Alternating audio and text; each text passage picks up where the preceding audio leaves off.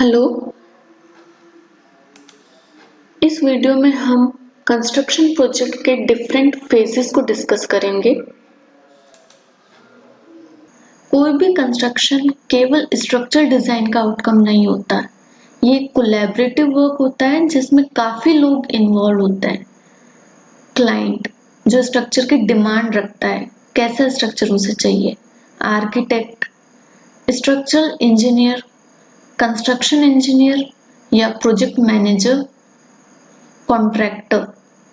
इनके अलावा कुछ स्पेशलिस्ट को भी कंसल्ट किया जा सकता है रिलेटेड टू सॉइल इन्वेस्टिगेशन, नीचे सॉइल कैसी है उसकी जानकारी के लिए, water supply, sanitation, fire protection कितना देना है स्ट्रक्चर को, transportation, heating, ventilation, air conditioning, acoustics, sound से रिलेटेड अगर कोई ऑडिटोरियम वगैरह बना रहे हैं तो आवाज गूंजे नहीं ज्यादा, इलेक्ट्रिकल सर्विसेज एटसेट्रा।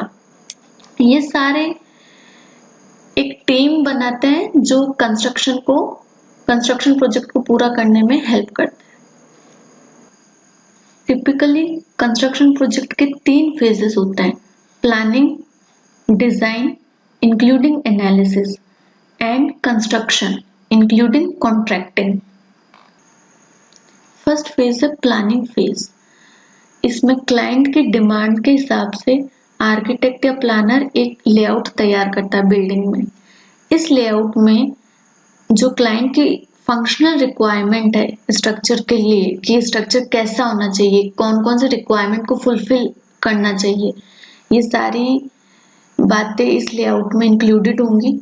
और स्ट्रक्चर का अपीयरेंस कैसा होगा, इस स्ट्रक्चर के कंस्ट्रक्शन से इन्वायरमेंट पर क्या इम्पैक्ट पड़ेगा और इसकी कॉस्ट कितनी पड़ेगी स्ट्रक्चर की, तो ये सारी चीजें प्लानिंग फेज में डिसाइड होती हैं। तो क्लाइंट के अकॉर्डिंग आर्किटेक्ट एक लेआउट तैयार करता है, एक फॉर्म और एस्थेटिक्स तैयार करता है स्ट्रक्चर की। हर स्ट्रक्चर का अपना एक फॉर्म, फंक्शन और एस्थेटिक होता है।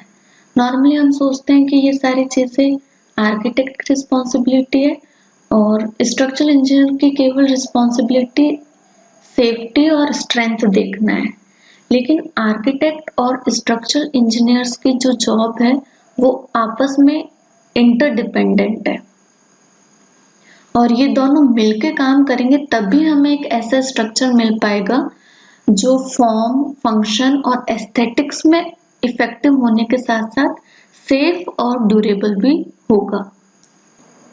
ये यूनिफाइड अप्रोच तभी पॉसिबल है जब आर्किटेक्ट्स को कुछ बेसिक अंडरस्टैंडिंग होगी स्ट्रक्चरल डिजाइन की और स्ट्रक्चरल इंजीनियर्स को कुछ बेसिक नॉलेज होगी आर्किटेक्चरल रिक्वायरमेंट्स की।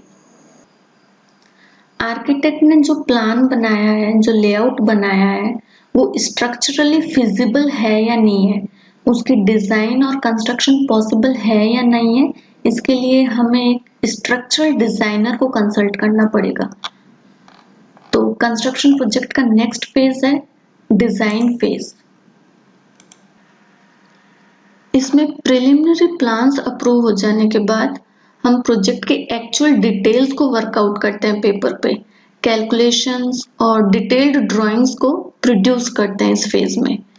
इसमें मेन रोल स्ट्रक्चरल इंजीनियर या कंसल्टेंट्स का होता है जो क्या क्या टास्क परफॉर्म करते हैं: selection of most appropriate structural system and initial proportioning of members. शुरुआत में हमें नहीं पता होता है कि मेंबर्स के साइजेस क्या है। सपोज एक बीम है तो उसकी विड्थ कितनी है, उसकी डेप्थ कितनी है, ये पहले पता नहीं होती, लेकिन डेड लोड कैलकुलेट करने के लिए हम इनके साइजेस कुछ अज्यूम कर लेते हैं एक्सपीरियंस के बेसिस पे। सेकंड है estimation of loads on structure. कौन कौन से लोड्स आएंगे और उनका वर्स्ट कॉम्बिनेशंस क्या हो सकता है। Third, structural analysis.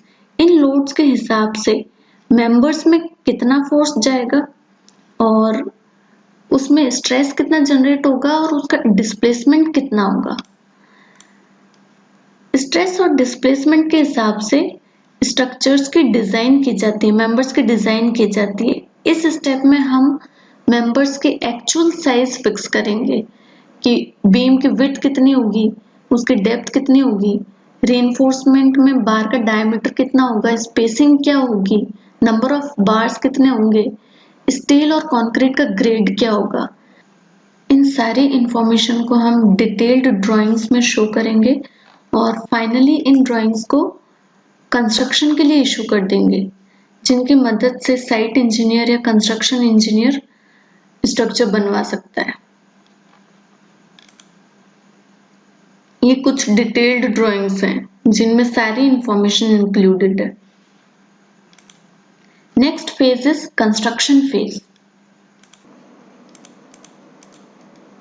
Construction phase में कॉन्ट्रैक्टर एग्जीक्यूट करवाता है, स्ट्रक्चर को बनवाता है लेबर्स की मदद से under the supervision of construction engineers. इस फेज में कौन कौन सी बातें ध्यान में रखनी चाहिए?